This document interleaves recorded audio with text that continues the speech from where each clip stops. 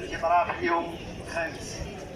الاتحاد المغربي للشغل طبعا الجامعه الوطنيه للتعليم نتابع الحوار طبعا عن كتب المطالب واضحه ما تيختلفوش فيها اثنان شبتين بها كاملين، ولعل من بين المطالب اللي تنشبتوا فيها بالملف ديالنا هو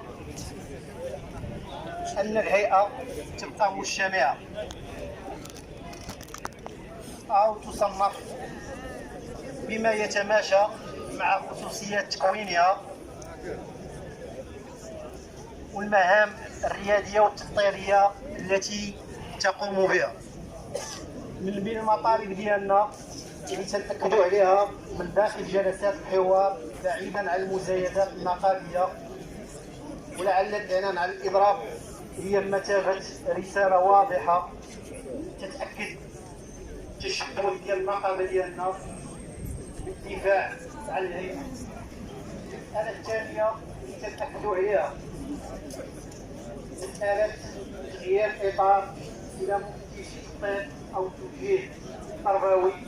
هذه المساله هذه لا تقبل النقاش، لا يعقل اننا تكونوا طبعا سنتان في مركز الرباط يفجر النظام الاساسي الجديد انه يكون محفز وعادل وانه يحافظ على المكتسبات السابقه، فاذا به سنلاحظوا بان كاين واحد الخلل على مستوى هذا المبدا اللي يحطم لنا النظام الاساسي الجديد.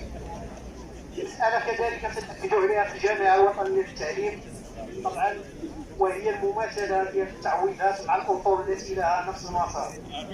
تنحيوا القياده الوطنيه من خلال هذا المنبر على التشبث ديالها بهذه الفئه وبهذا الميل، واننا نتابع حوار عن كتاب ونحاول ما امكن من خلال الفئه ديالنا ان نصحح جميع المسارات التي طبعا ما تتماشاش مع مطالب هذه الفئه.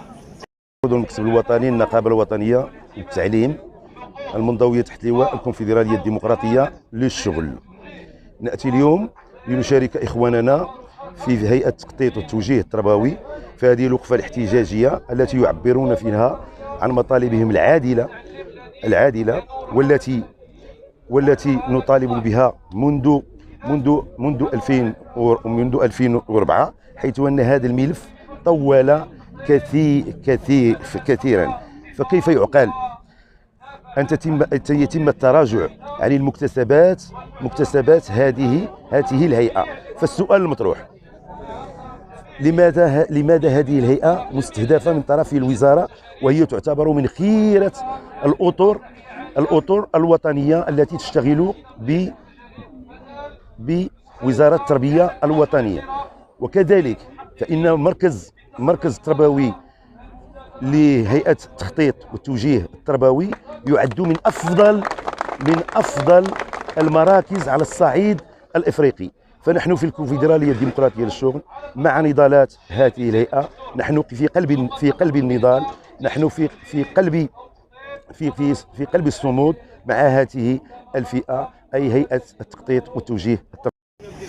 تحيه الصمود والنضال باسم اخوتكم في المكتب الوطني للنقابه الوطنيه للتعليم المنضويه تحت لواء الكونفدراليه للشغل. احييكم واشد بايديكم. اخواتي اخواني، ان ملف اطر التخطيط والتوجيه التربوي يعد من اولوياتنا داخل المكتب الوطني للنقابه الوطنيه للتعليم، حيث يحظى بكثير من الاهتمام مثل باقي ملفات الشغيله التعليميه، خاصه ان مركز التخطيط والتوجيه التربوي يعد من بين افضل المراكز على الصعيد الافريقي، وخريجو هذا المركز يعدون من خيرة الأطر المشتغلة داخل قطاع التربية والتكوين.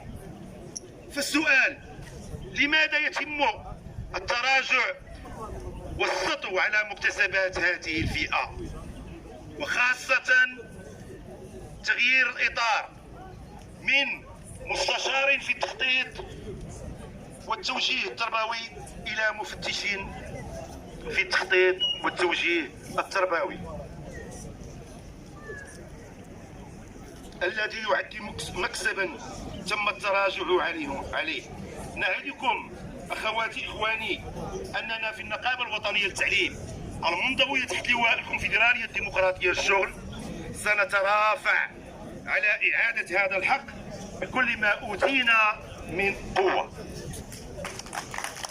طالب الوزارة الوصية بتنفيذ ما اتفق عليه في جولتي الحوار ب 18 يناير 2022 و 14 يناير 2023. كما أننا في النقابة الوطنية للتعليم المنضوية تحت لواء الكونفدرالية الديمقراطية للشغل نتشبث بالاحتفاظ على وحدة الهيئة. كما نطالب كذلك بإنصاف متدربي 2022-2024 الذين ولجوا المركز بشروط تعد الأعلى. وفي الأخير فإخوتكم في النقابة الوطنية للتعليم المنضوية تحت لواء الكونفدرالية الديمقراطية للشغل مع جميع المطالب العادلة والمشروعة التي يطالب بها إخواننا وأخواتنا في التوجيه والتخطيط التربوي دون قيد أو شرط. تحية نضالية.